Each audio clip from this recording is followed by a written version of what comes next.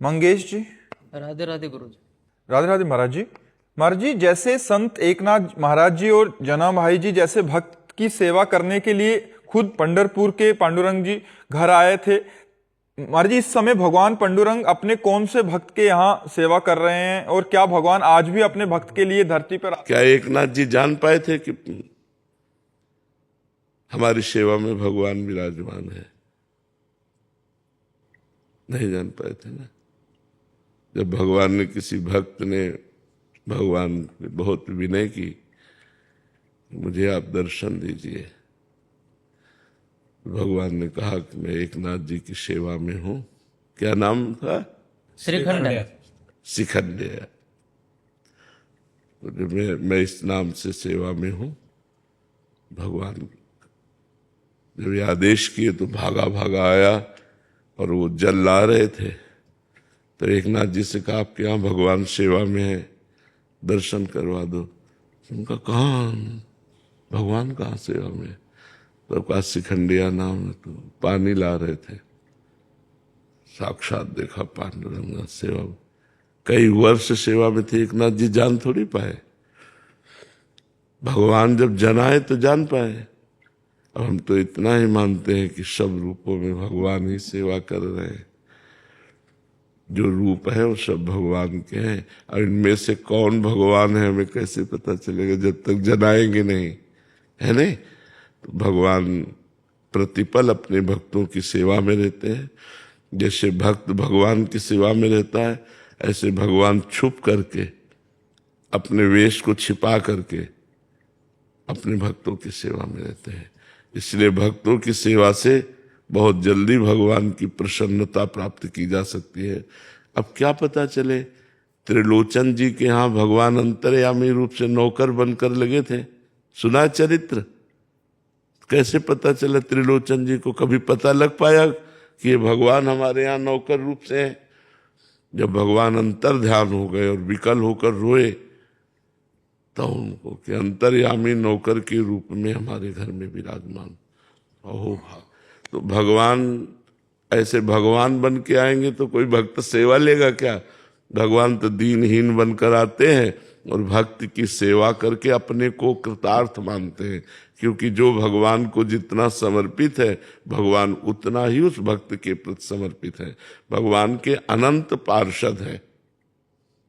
अगर भगवान सेवा के बदले में सेवा कराना चाहें तो अपने पार्षदों को भेज देते हैं, लेकिन एक भी भक्त चरित्र में ऐसा नहीं पाया गया कि भगवान के पार्षद आए सेवा के लिए। स्वयं भगवान आए, स्वयं पग चापू और सेज बिछाओ, नौकर बनो हजाम, हाकू बैल बनो गडवारो, बिना तनख्वाह रथवान, यही तो मेरे मन में ठनी।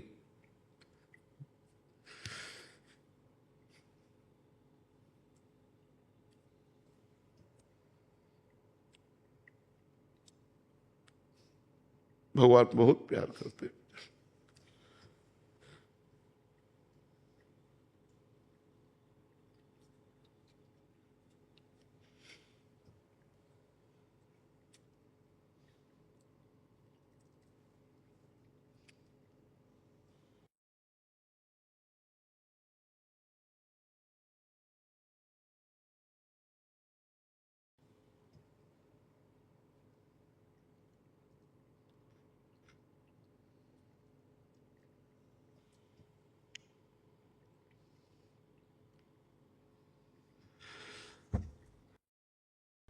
रिया जी।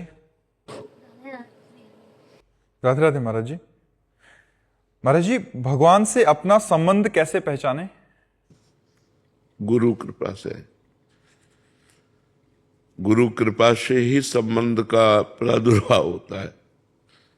जैसे हम भगवान के दास हैं, हम भगवान के सखा हैं, ये गोपी भाव, ये सहचरी भाव, ये जो भाव संबंध है ये गुरु कृपा से प्राप्त होता है, आचार्य परंपरा से प्राप्त होता है।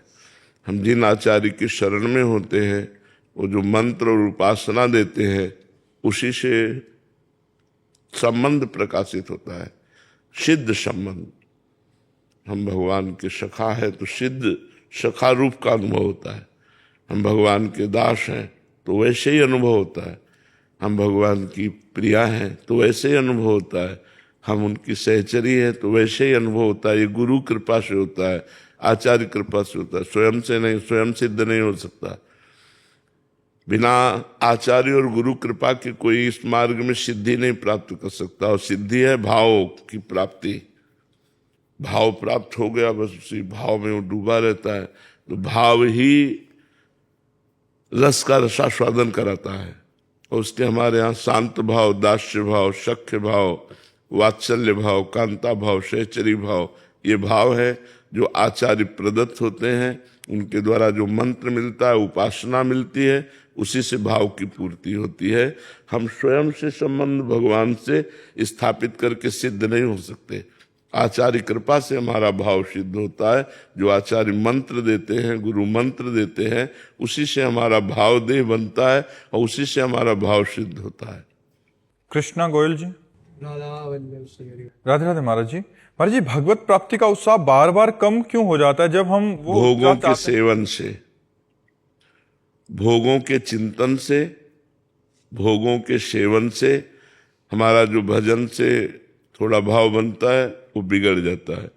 यदि हम अधर्म आचरण ना करें, गंदे भोगों को ना भोगें, तो हमारा भाव बढ़ता चला जाएगा। इसलिए कुसंग का त्याग, विषय चिंतन का त्याग, क्योंकि विषय चिंतन से ही विषयों में आसक्ति होती है।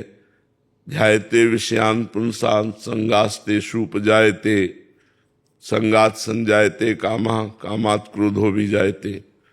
जब हम विषयों का चिंतन करते हैं तो विषय सुख आकर्षित करता है। जब विषय सुख आकर्षित करता है तो विषय भोगने की इच्छा होती है, संकल्प बनता है।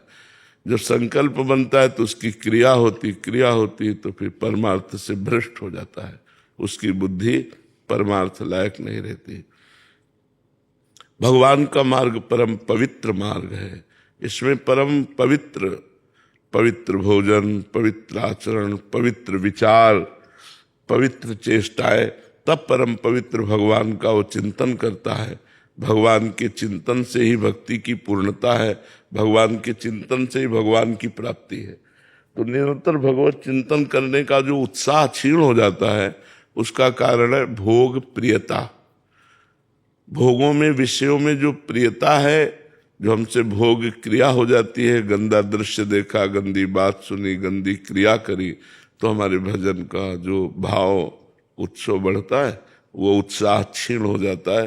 फिर कुछ ऐसे रूखा रूखा सा, भजन में रुचि नहीं रहती ऐसा। फिर सत्संग मिला, फिर पाप नष्ट हुए, फिर उत्साह बढ़ जाता है। तो हम प्रायः रोज सत्संग सुने, नाम जप नियम पूर्वक करें कि हमें अगर 5000 जपना है तो रोज 5000 ही जपना, मन लगे या ना लगे। और भोजन पवित्र, और कुसंग का त्याग, और भगवान से अपनापन करने के लिए उनके चरणों का आश्रय। तो इससे हमारा भजन बढ़ता चला जाएगा।